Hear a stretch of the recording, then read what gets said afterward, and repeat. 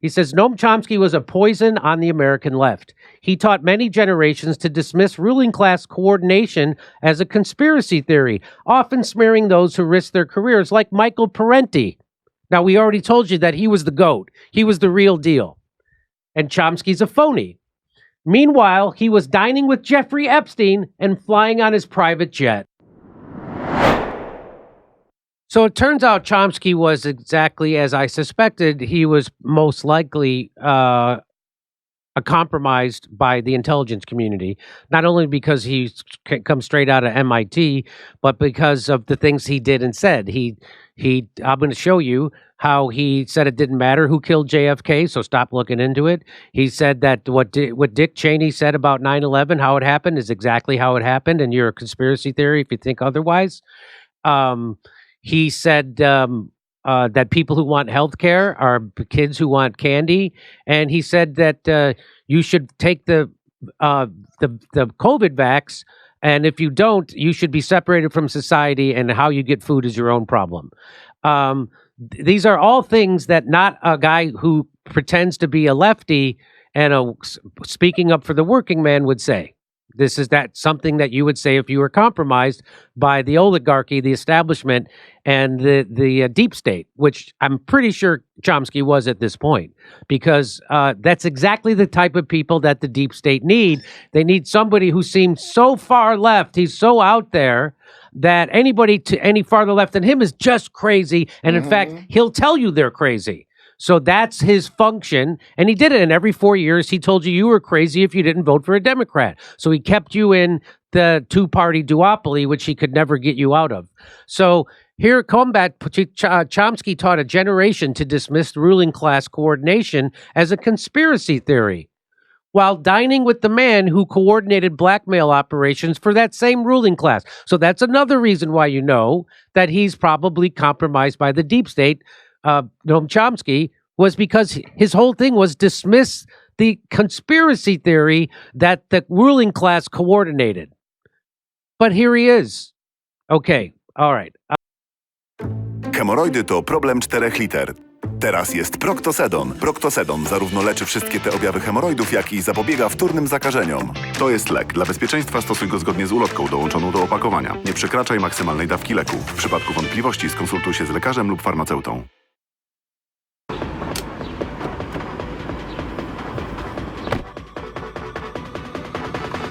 OMG! Wiedź level wyżej! You know what they say about Chomsky? Know him? I didn't know him until you got him on an island with Jeffrey Epstein. Come on. No, I hardly fucked him. Yeah. Newly released files shed light on Chomsky and Epstein's relationship. The latest communications undermine Chomsky's earlier claims that he primarily had financial dealings with Epstein, because he's already been approached with this, and Chomsky dismissed him. I don't have to answer for anything. It was just finances. So perhaps most strikingly, in late February 2019, Epstein represented to an associate that he had gotten advice from Chomsky over how to navigate the horrible way you are being treated in the press and the public. So Chomsky's giving advice.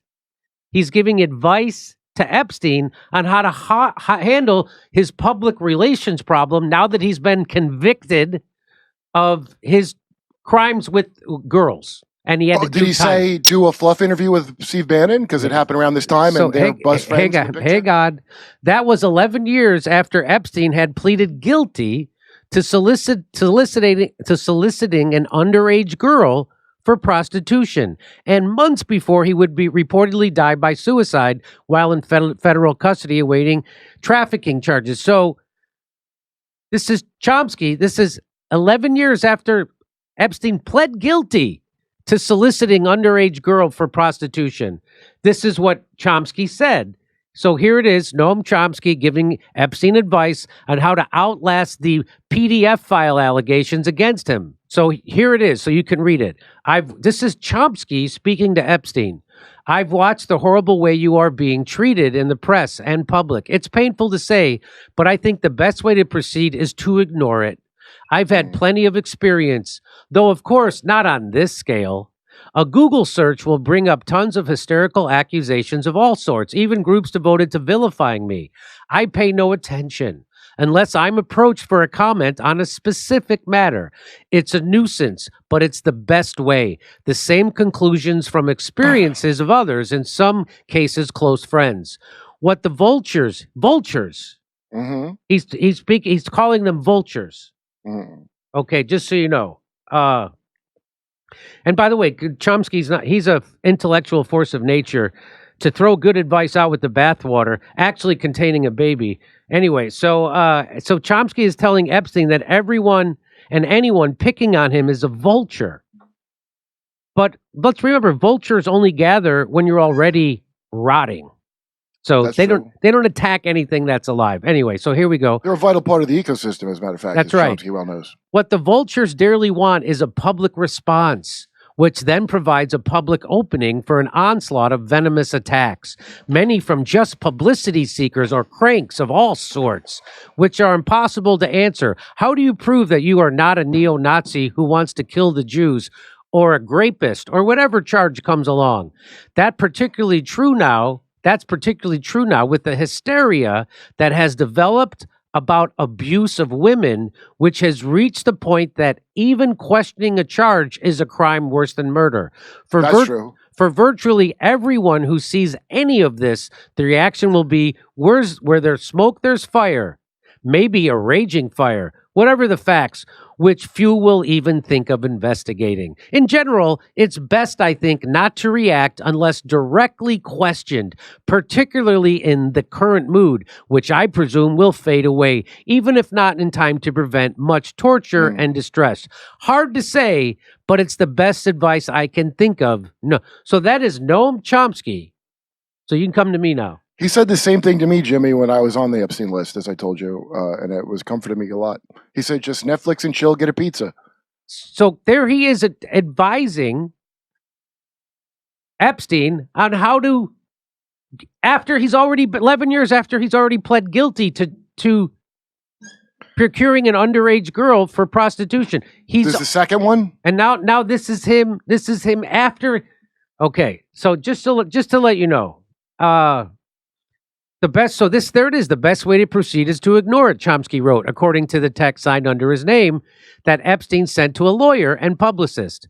That's particularly true now, so that's it. Neither Chomsky nor his second wife and spokesperson, Valeria Chomsky, immediately responded to inquiries about the Epstein-related emails in question, including whether they disputed the authenticity. So he's not saying anything about them because they are authentic. Wait, the hysterical thing about women. Remember Chomsky was hysterical about Steve Bannon, but here they all are all chummy? Yes. And he was hysterical about that he's a Nazi. Remember that?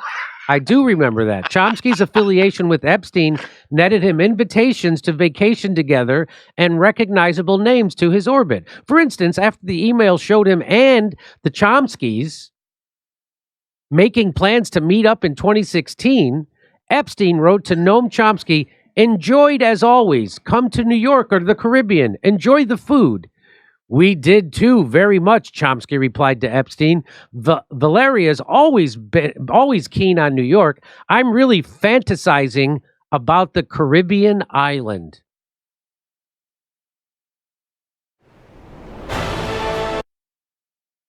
Step aboard the world's most luxurious fleet.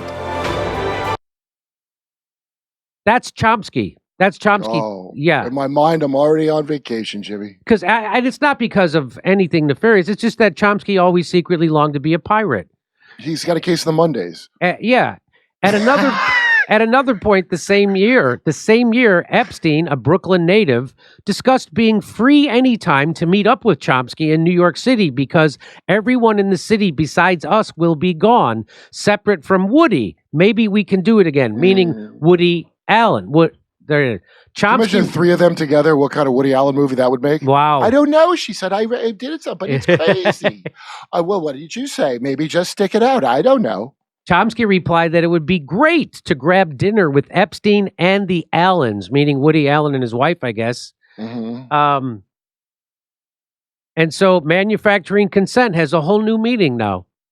Yeah. This, yes, it does. Revelation of the method. And so I just want to show you, this is Chomsky talking about 9/11 and the JFK murder, and listen to what he says about 9/11 and listen to what he says about JFK's assassination. Oh, isn't he?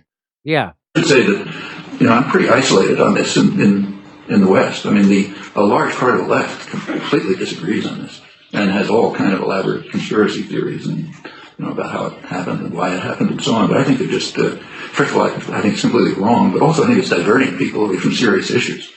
I mean, it just doesn't make any, even if we're true, which is extremely unlikely, who cares? I mean, it doesn't have any significance.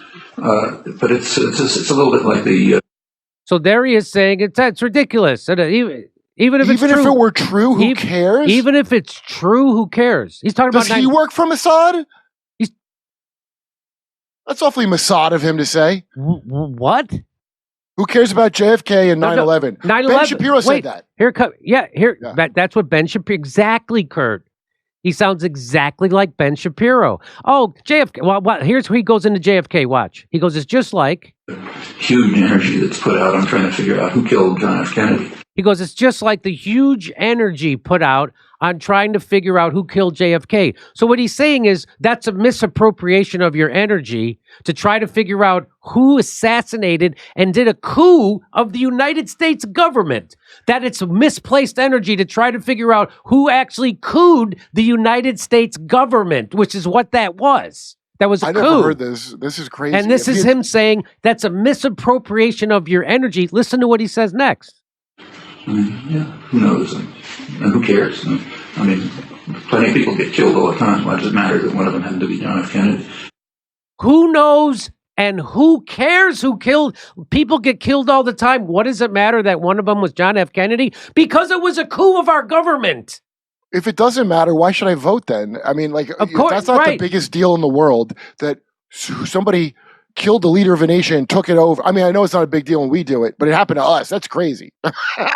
That's not. Who cares? So who cares that maybe a foreign country or our own CIA or Lyndon Baines Johnson, who became president, was in on murdering the president and overthrowing the government, the will of the people, the duly elected government of the United States. Someone overturned an election and did a coup on a.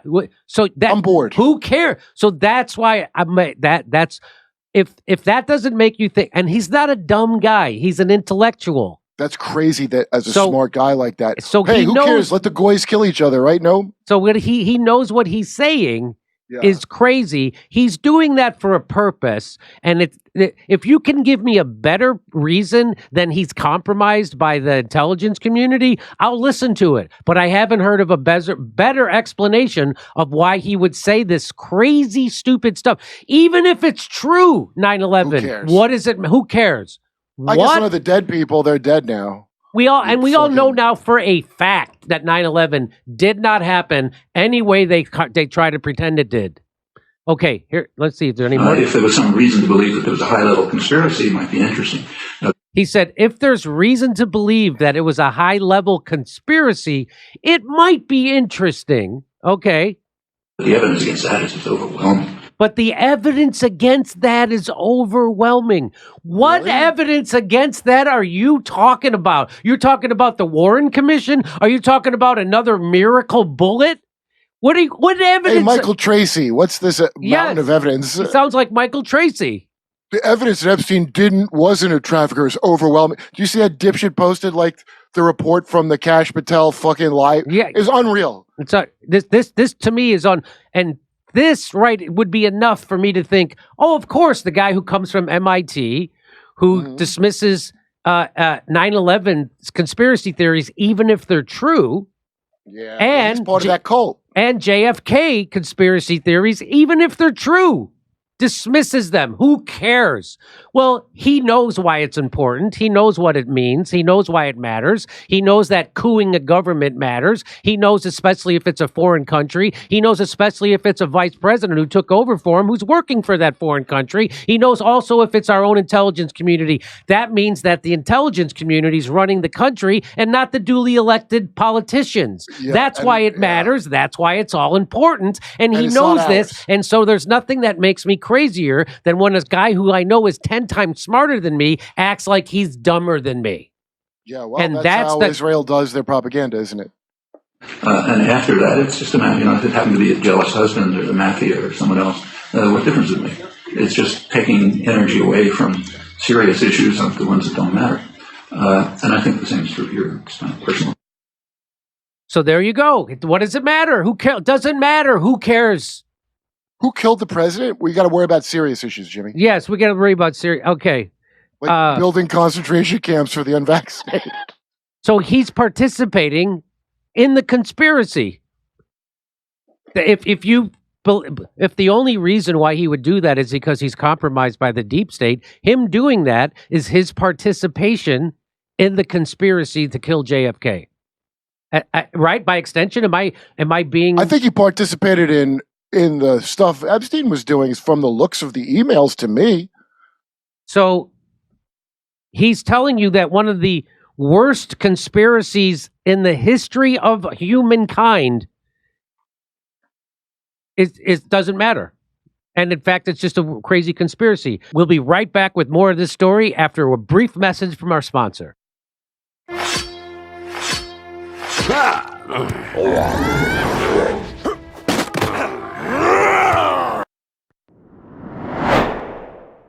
Hey, guess what? Gold is booming again. As of January 26th, gold is trading around $5,000 per ounce, and silver requests their free guide. Let me hear what he says. What are your thoughts on mandating vaccines? Well, it's a mixed story. I think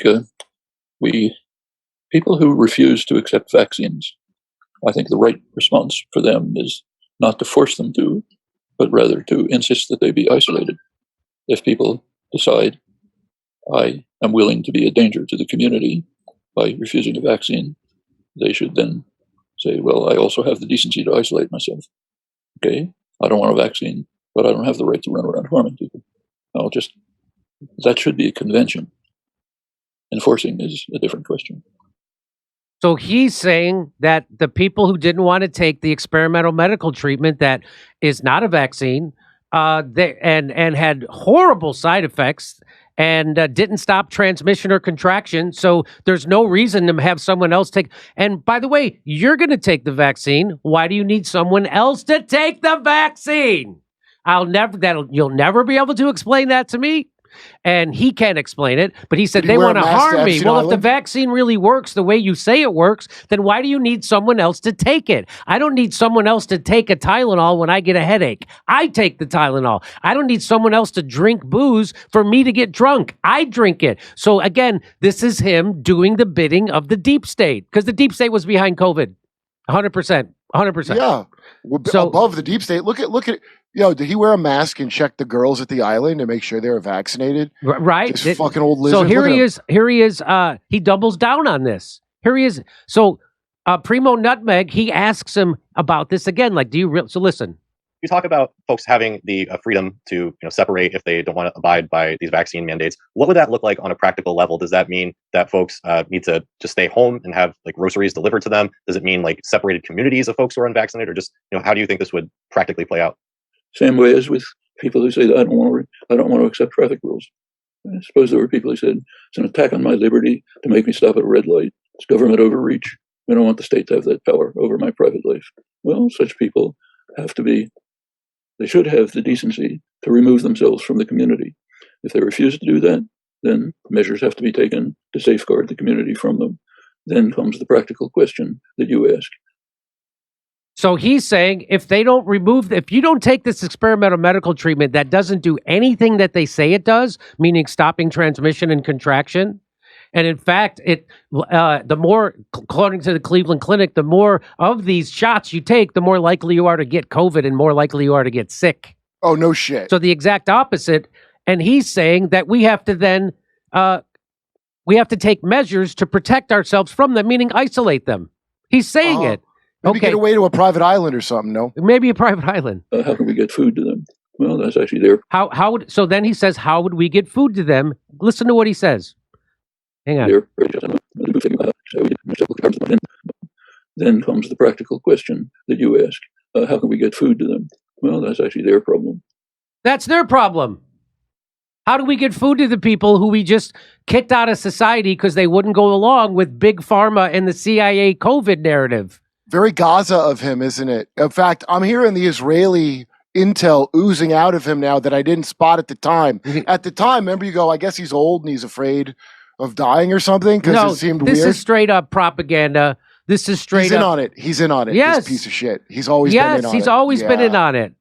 Well, yeah. So the most important thing in the world, I brought on leftist economists. I brought on Dr.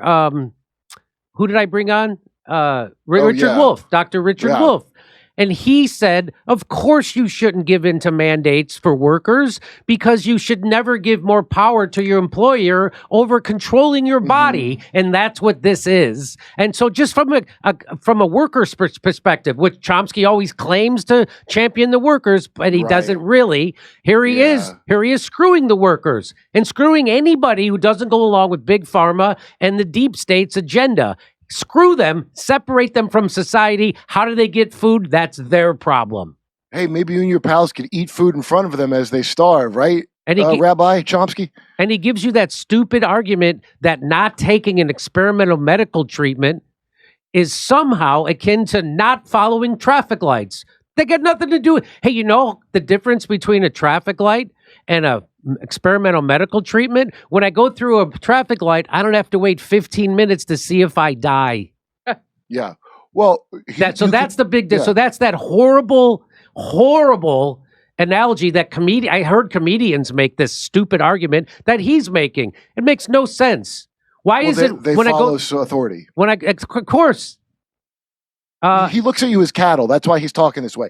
So all that goyim thing where they lick his cattle, that's why, let him get food. He sounds like Randy Fine, don't he? Yep. And so here he is being asked about when, during COVID, when the Democrats took over the House, they had a majority of like 8 votes, which was the squad. It was AOC, Rashida Tlaib, Pramila Jayapal, all those people that are in the squad, right? So if they all voted together, they could force Nancy Pelosi to give them something for their vote for her as speaker. It's the same thing the Republicans did to McCarthy. The Freedom Caucus, they wanted certain things before they voted for him, and he couldn't become the speaker without their votes. Because it was such a narrow majority in the House, they needed every vote of every Republican, so they had power over the speaker to extract things for their vote. That's what we wanted, the Democrats, the squad, AOC, and all those people. We wanted them to extract something from Nancy Pelosi for her vote. Well, everybody in the Democratic Party had always said, we want to vote for, especially AOC, even Nancy Pelosi said they wanted to have a vote for Medicare for all on the House floor. Let's have a vote. And what's the good thing about that? Well, we have a discussion about Medicare for all on a national stage that everybody's watching during a pandemic. So that would be a great time to have this discussion and then have a vote on it and see where people fall, because 100 Democrats in the Congress say they're for Medicare for all. Well, let's see how they vote. Let's see. So now, and AOC and everybody said it's good to have a vote to see where people stand. So now we're like, well, you campaigned on that, which they did. So we're asking you to actually do that. It was called Force the Vote. We wanted AOC and the squad to say, hey, we're not going to vote for Nancy Pelosi to become speaker, and she can't become speaker without our votes unless they have a vote for Medicare for all on the floor. Not that we thought it would win, but we thought it would be a great move forward for the movement for Medicare for all to get a discussion on this and have a vote on it on the House floor, because everybody in the Democratic Party, in the DSA, in the Progressive Caucus have said that AOC famously said it when she was running for office, that we can't even get a vote for Medicare for all on the House floor. We can't even get a vote. So this is what he's talking about. So we started at this show a thing called Force the Vote. It became a big movement and they didn't do it. And then 2 years later, when the Republicans took over, they did it. They actually did a force to vote. And it's because we were told we couldn't do it. So here he is being asked about that force to vote and what he thought of it. Let's take a look at the real world, not a dream world, the world we live in. So that's what every establishment hack would say. We live in the real world. We don't live in a dream where you can't just have everything you want. That the Medicare for all vote would fail. We know it's going to fail. But the point is to get everybody on the record in the middle of a pandemic and have people start talking from coast to coast about Medicare for all and our healthcare system. That was the point of that. And that would be a victory, even if the bill got voted down, which we knew it would. because everybody in Congress is corrupt and bought by the health insurance company and Big Pharma. So we knew it would fail. That's not why we asked for it. We asked for it because it would be a big step forward and start a conversation and would get everybody on the record. And now we know where you stand. You can sign a petition saying you're for it, but now vote for it. So here he is trying to say that is not in the real world. So what he's doing is using the framing of the establishment. He's framing this not as an activist, not as a person who stands up for workers or poor people or regular voters. He's framing this as an oligarch frames this. Who framed it this way? Hillary Clinton framed it this way. And that's what he's doing. So let's listen. Let's take a look at the real world, not a dream world, the world we live in. Suppose you manage to push Pelosi to say, let's have a vote on Medicare for all. And in the Senate, push Schumer to have it. We know exactly what's going to happen. 50 Republicans will vote against it. A large number of Democrats will vote against it. 2, certainly. Manchin and Sinema, probably plenty of others. So what we're saying. So he's mixing it. We weren't asking for a vote in the Senate. We were asking for a vote in the House. And so he's completely trying to muddy the issue so you don't know what he's talking. So you don't know what the issue is really about. That's a trick of a propagandist. And this is Noam Chomsky doing propaganda. That's a trick of a propagandist. He's completely misframing it. He's saying, well, all you need is to get 2 Democrats to vote against it in the House. That's all. No, it's that we're not talking about the Senate. We're talking about the House. So we can weed out the people that vote against it. That's right. You know, like you want to do with the unvaccinated? Well, take that thought. Yeah. And now the pieces of shit there who work for fucking Israel like you. Here we go. And let's do something to be defeated. Is that a strategy? So he wouldn't come on my show. He would go on everybody else's show during Forced to Vote. He wouldn't come on my show because he knew that I would see right through his BS and I would expose him for going against the things he claims to be. He's not those things. He turns out he was compromised all along by the deep state. So he doesn't want to get Mumford and Son. So let's listen to this. I'll play it all the way through. Let's take a look at the real world, not a dream world, the world we live in. Suppose you manage to push Pelosi to say, let's have a vote on Medicare for all. And in the Senate, push Schumer to have it. We know exactly what's going to happen. 50 Republicans will vote against it. A large number of Democrats will vote against it. 2, certainly. Manchin and Sinema, probably plenty of others. So what we're saying is, let's do something to be defeated. Is that a strategy? That's not our strategy. I mean, it's nice to say, I want this. But it's nice to say, I want this. What he's talking about is healthcare that he's had his entire life. And in fact, he's had at least Medicare for 40 years at this point, 30 years at this point, because you get it at 65 and he's around 95 or so. So he's had it for 30 years. He's had unlimited healthcare, but he doesn't. But if you want it, guess what? It's unreasonable. Let's listen to what he says. If you want it. Not children who say, I want this piece of candy. Then you're like children who say you want this piece of candy. That's the verbatim what Hillary Clinton would say about Medicare for all. That's verbatim what she would say. That you're like a child who wants candy. He's referring to healthcare in the middle of a pandemic as candy. That's the exact talking points that came directly from the deep state, which Hillary Clinton said all the time. That is not an activist. That is not a guy who stands up for the working people. That is not a guy who stands up for you. That is a guy who's there to trick you. That is a guy who's 100% compromised. That's who Noam Chomsky is to this day because he's still alive. And that's why he wouldn't come on my show. He would go on shows that had 5 subscribers. I had millions of subscribers. He wouldn't come on my show. Yeah. Is that weird? The guy who set up Forced to Vote, the guy who was having hit pieces written about him in all the establishment magazines and rags. Everybody I was trending on Twitter almost every day for months because of it. He wouldn't come on my show because he knew I would expose him. It wouldn't take much. I'm going to ask for it even if I'm locked up in my room. So that's Noam Chomsky equating healthcare activists with children who want candy. Well, what does he call pizza, I wonder? I wonder what he calls pizza. So he was also I don't want to spend too much time on this, but he was against, that BDS, which sounds like it's got to do with spanking sex, but it's not. Mm-hmm. It's boycott, divestment, and sanctions. So that BDS is when people say, hey, let's get together and boycott Israel. Let's not buy any of the goods that are produced in Israel, and this will be a way for us to pressure their government. The same thing we did with South Africa 40 years ago. We did that. Right. They did they had a big song by all the musicians, and and the song was "I'm not going to play Sun City," meaning I'm not going to go there. We're going to boycott South Africa. Guess what? It worked. Yeah, it worked so well that Israel had to secretly give them nuclear weapons and pretend to not like apartheid. So I just want to let you know he's against it. That's not suspicious. No. So he's against a non-violent way to protest a genocidal government. So Jason Zaharis, I'll just read this because it's perfect. He says, Noam Chomsky was a poison on the American left. He taught many generations to dismiss ruling class coordination as a conspiracy theory, often smearing those who risked their careers like Michael Parenti. Now, we already told you that he was the GOAT. He was the real deal. And Chomsky's a phony. Meanwhile, he was dining with Jeffrey Epstein and flying on his private jet.